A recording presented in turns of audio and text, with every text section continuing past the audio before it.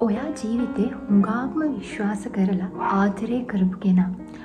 ඔයා මුළු ලෝකයක්ම කියපු කටින්ම මට උඹ එපා කියලා ඔයාව අතරමං කරලා දාලා ගියා නේද? තාමත් සමහර විට ඔයා ඔයාගේ ජීවිතේ ඊළඟට මොකද්ද කරන්නවත් කියලා දන්නේ නැතුව එක තැනක අසරණ වෙලා ඇති. ඔයා මොන වගේ තත්ත්වයක හිටියත් මේක ඔයාට මිදෙන්න පුළුවන් තත්ත්වයක්. සමහර විට මේ මං කතා කරන වෙලාවෙද්දිත් ඔයාට හරියට කන්න බෑ, නිදා ගන්න බෑ, කිසි කෙනෙක් එක්ක කතා කරන්න හිතෙන්නේ නැහැ, කිසිම වැඩකට අවධානය යොමු කරන්න හිතෙන්නේ නැහැ. උඩට පේන්න මිනිස්සු එක්ක hina වෙලා කතා කරලා හිටියට රෑ එළි වෙනකල් ඔයා කොට්ට බදාගෙන කොට්ට තෙත් වෙනකල් අඬනවා ඇති. පරණ මතක බල හැමතිස්සෙම දුක් වෙනවා ඇති. ඇයි මටම මෙහෙම වෙන්නේ කියන හැඟීමෙන් සමහර විට මේ හැඟීම් පාලනයම කරගන්න බැරුව ජීවත් වුණා ඇති කියලා තියෙන තත්යකට පවා ඔයා ගිහින් ඇති. හැබැයි හොඳට මතක තියාගන්න මේ ලෝකේ මේ වගේ ප්‍රශ්නයකට මේ වගේ තත්යකට මුහුණ දෙන පළවෙනි කෙනත් අවසාන කෙනත් ඔයා නෙවෙයි. ඔයා මේ වෙලාවේ තනි වෙච්ච කෙනෙක් නෙමෙයි. ඉතින් අපි කතා කරමු බ්‍රේක්අප් එකකට කොහොමද අපි සාර්ථකව මුහුණ දෙන්නේ. ඉතින් මුලින්ම අපි මේ දේවල් කතා කරන්න කලින් මම ඔයාලට උදාහරණ 3ක් ඔයාලා හොඳටම දන්න චරිත 3කින් පැහැදිලි කරලා දෙන්නම් ජීවිතේ ලොකුම කඩාවැටීම මේ වගේ බ්‍රේක්අප් එකකට සාර්ථකව මුහුණ දීලා තමන්ගේ ජීවිතේ ලොකුම කඩාවැටීම තමන්ගේ ජීවිතේ සාර්ථකත්වයට යොමු කරගත්ත 3 දෙනෙක් ගැන. පළවෙනි කෙනා ජේ.කේ. රෝලින්. ජේ.කේ. රෝලින් කියපු ගමන් ඔයාලට මෙයාව මතක් වෙන්නේ නැතුව ඇති. හැබැයි මම මේ කියන කතාව ඇහුවාම ඔයාලා මේ කෙනාව හොඳටම දන්නවා කියලා ඔයාලට තේරෙයි. ජේ.කේ. රෝලින් අවුරුදු ගණනාවක් ආදරය කරලා විවාහ වෙනවා. විවාහයෙන් එයාට එක දියණියකුත් ඉන්නවා. හැබැයි ඇගේ ස්වාමියා ඇයගෙන් දික්කසාද වෙනවා. වසර ගණනාවක් කරපු ආදරේ තමන් දරුවෙකුත් එක්ක තනි වෙනවා. ඇය ඉන්පසුව තීරණය කරනවා තමන්ගේ දියණියව හදාගෙන සිංගල් මාම් කෙනෙක් විදිහට ජීවත් වෙන්න. ඇය ඇගේ කාන්සිය මේ ලැබිච්ච දික්කසාදෙන් ඇයගේ කඩාවැටිච්ච මානසික පීඩනය මේ හැමදේම පිට කරන්න තෝරාගත්ත මඟ තමා ලිවීම. ඇය විවිධාකාර දේ ලියන්න පටන් ගත්තා. මෙහෙම ලියාගෙන යන ඇය අතින් දවසක් පිහිවෙනවා විශිෂ්ට ගණය කෘතියක්. ඒ අපි හැමෝම කැමති හැරී පොටර් කතා මාලාව. එදා ඇය ඇගේ දික්කසාදයෙන් පස්සේ ඇගේ ආදරය අහිමි වුණායින් පස්සේ අඬා වැළපි හිටියනම් කවදාවත් ඔබ මම ආසාවෙන් කියවන ආසාවෙන් නරඹන හැරී පොටර් කතා මාලාව බිහි වෙන්නේ නැහැ. ඒ එක උදාහරණයක් විතරයි. ඊළඟට අපි ඊටත් වඩා ජනප්‍රිය කෙනෙක්ට යමු. ඊළඟට ඔයාලා දන්න ලෝක සුප්‍රසිද්ධ ගායිකාවක් වන රිහානා. රිහානා ලොකු ජනප්‍රිය හැමෝම දන්න ලොකු සම්බන්ධතාවයක් බිඳ වැටුණායින් පස්සේ එයා ගොඩක් මානසික පීඩනයට ලක් වුණා. එයාගේ හුඟක් දේවල් කඩා වැටුණා. හැබැයි ඇය ඇගේ මේ පීඩනය පිට කරේ ඇගේ සම්පූර්ණ අවධානය ව්‍යාපාර කෙරෙහි ඇගේ වෘත්තිය කෙරෙහි යොමු කරා. මේ වෙද්දී ලෝකම ප්‍රසිද්ධ ෆැන්සි බියුටි කියන සන්නාම නාමය පවා ඇයට දියත් කරන්න හැකි වෙලා තියෙනවා. ඒ වගේම ඔෆ්රා වින්ෆ්‍රී. ඔෆ්රා වින්ෆ්‍රී කියලා කියන්නේ මේ වෙද්දී ලෝක ප්‍රසිද්ධ මාධ්‍යවේදිනියක්. ඒ වගේම ලෝකේ ධනවත්ම බලවත්ව කාන්තාවන් අතරින් එකයි. ඇය ඇගේ වසර ගණනාවක ප්‍රේමයේ බිඳ වැටීමෙන් පස්සේ මානසික පීඩන උච්චතම අවස්ථාවට ගියපු කෙනෙක්. හැබැයි ඇය මේ බිඳ වැටීමෙන් පස්සේ ඇගේ සාර්ථකත්වය වෙනුවෙන් ගොඩක් කැප වෙන්න පටන් ගන්නවා. ඇය ඇගේ පීඩන පිට කරන්න තෝරගන්නේ තමන්ගේ වෘත්තීය සාර්ථකත්වය වෙනුවෙන් කැප වෙලා වැඩ කරන එක. ඒකත් එක්ක ඇයට පුළුවන් වෙනවා ලෝකයේම බලවත් කාන්තාවක් බවට පත්. මේ මම ඕගොල්ලන්ට කිව්වේ ඔයාලා හැමෝම දන්න ලෝක ප්‍රසිද්ධ චරිත කිහිපයක් ගැන විතරයි. හරි. ඊළඟට අපි වැඩි වෙලාවක් ගන්න නැතුව ඔයා මේ අවස්ථාවේ ඉන්න තත්ත්වය පාලනය කරගෙන ඔයාගේ ජීවිතයේ අලුත් චැප්ටර් එකක් ලියන්න පටන් ගන්න ගමනේ මුල් අඩිතාලම තියන්න පටන් ගමු. එහෙනම් අපි ඊළඟට බලමු අපි මේ වගේ තත්ත්වයකින් මිදෙන්න නම් අපි මොන වගේ දේවල්ද අනුගමනය කරන්න ඕනේ කියලා. මෙතනදී පළවෙනි ටිප් එක විදිහට මම ඕගොල්ලන්ට කියන්නේ දුක් වෙන්න ඔයාටම අවසර දෙන්න. මේ මොකද්ද කියන්නේ? මෙයා කියන්නේ අපිට අනන්න කියලාද? ඔව්. එක විදිහකදී කිව්වොත් ඒකත් හරි. දුක් වෙන්න ඔයාටම අවසර දෙන්න කියන්නේ දුක කියන්නේ හරිම සංකීර්ණ දෙයක්. අපි බලෙන් මේ දුක ඉක්මවා යන්න කටයුතු කරන්න හොඳ නැහැ.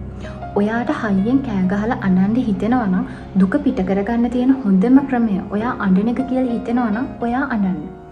ඔයා මේකේ මූව් වෙන්න දක්වන කැපකිරීම ඒක ඔයාට කොච්චර උවමනාද කියන එක මත ඔයාට සුව වෙන්න ගත වෙන කාලය මාසයක් වෙන්නත් පුළුවන්, දෙකක් වෙන්නත් පුළුවන්, 3ක් වෙන්නත් පුළුවන්. හැබැයි මේ දුක කියන එක ඔයා ඉග්නෝර් කරන්න එපා. ඔයාට දුක් වෙන්න හිතෙන වෙලාවල් වලදී මුලින්ම ඔයා දුක් වෙන්න. මොකද මේ සුව වීමේ ක්‍රියාවලිය දුක් වීම කියන්නේත් ඊටාම වැදගත් පොයින්ට් එකක්. දෙවෙනි පොයින්ට් එක. ඔයා ඔයාට ආදරය කරන්න පටන් ගන්න. ඔයාට කෑම කන්න රුචියක් නැතුව ඇති. හැබැයි පුංචි දෙයක් හරි ඔයා බඩට දාගන්න. ඔයා වැඩියෙන්ම ආස දේවල් කරන්න යොමු වෙන්න. සමහර විට ඔයා පොත් කියවන්න කැමති කෙනෙක්. එහෙනම් ඔයා වැඩියෙන් පොත් කියවන්න කාලය ගත කරන්න.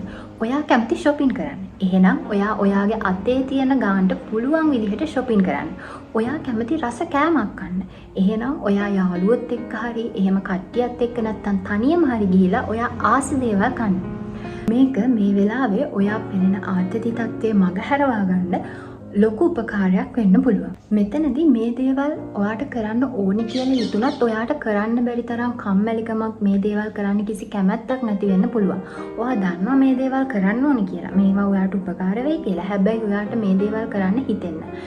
හැබැයි හොඳට මතක තියාගන්න දෙයක් පටන් ගන්න හරිම අමාරුයි. හැබැයි ඒක පටන් ගත්තට පස්සේ ඒක එච්චර අමාරු නෑ. ඒ හින්දා උත්සාහ කරන්න. ඔයා ගැන උනන්දු වෙන පුද්ගලයන් එක්ක කාලය ගත කරන්න. මම මේකෙන් අදහස් කරන්නේ ඔයාව විනිශ්චයකින් තොරව සවන් දෙන ඔයාගේ පවුලේ අය, යාළුවෝ මේගොල්ලොත් එක්ක ඔයා කාලය ගත කරන්න. සමහර විට කෙනෙක් ඔයාට උපදෙස් දෙන්න නැති වෙයි. හැබැයි මේ ඔයා ඉන්න තත්ත්වයට එක්ක ඔයාව විනිශ්චයකින් තොරව අහගෙන ඉන්න එකම ඔයාට ලොකු සැනසීමක්. ඉතින් ඔයා තෝරගන්න. ඔයාගේ හිතේ තියෙන දේවල් විවෘතව කියන්න පුළුවන් පුද්ගලයන්. ඒ වගේ පිරිස් එක්ක කාලය ගත කරන්න ඔයා අනිවාර්යයෙන්ම ඔයාගේ කාලයෙන් කොටසක් වෙන් කරන්න. ඔයා ගැන අවධානය දෙන්න පටන් ගන්න. ඔයා මොන තත්ත්වයක හිටියත් ඔයා මොනම වෙලාවකවත් බලෙන් මේ දේවල් අමතක කරන්න යන්න එපා. ඒ වෙනුවට අලුත් දෙයක් පටන් ගන්න. අලුත් ව්‍යාපාරයක්, අලුත් දෙයක් ඉගෙන ගන්න පටන් ගන්න පුළුවන්. අලුත් විනෝදාංශයක්. එහෙමත් නැත්නම් ඔයා දැන් පුරුදු වෙලා ඉන්නේ අලුත් ගීත අහන්න පුළුවන්. එතකොට මේ වෙද්දිත් ඔයා පුරුදු වෙලා ඉන්නේ දුක හිතෙන FB post, දුක හිතෙන සින්දු මේ දේවල් වලට නම් මේ දේවල් වලින් මූව් වෙන්න.